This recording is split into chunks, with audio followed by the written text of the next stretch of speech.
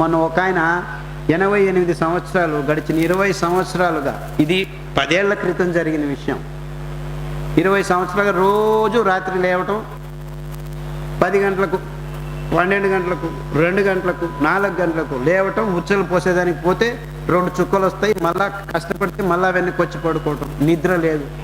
ఇది 88 ఏళ్ళ వాళ్ళకి కాదు, ఇప్పుడు 25 ఏళ్ళ వాళ్ళు కూడాను చేస్తుంది. చాలామందికి ఈ ప్రాబ్లం వచ్చేసి.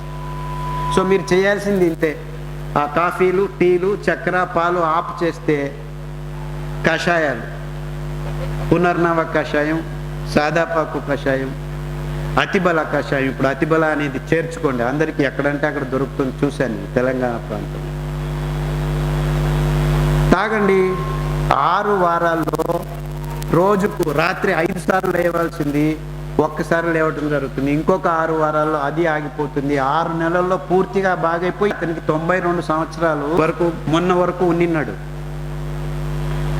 Every day he is to, మా ఇంటికి 1 కిలోమీటర్ దూరంలోనే ఉండేవాడు.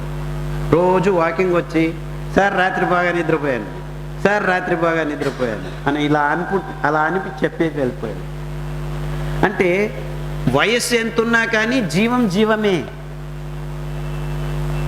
దాన్ని బాగు చేసుకునే దానికే ప్రయత్నం చేస్తూ ఉంటుంది. ఇన్ఫ్యాక్ట్ మనం అందరూ సుఖంగా జీవించాలని దేవుడు ఈ స్థితిని కల్పించాడు.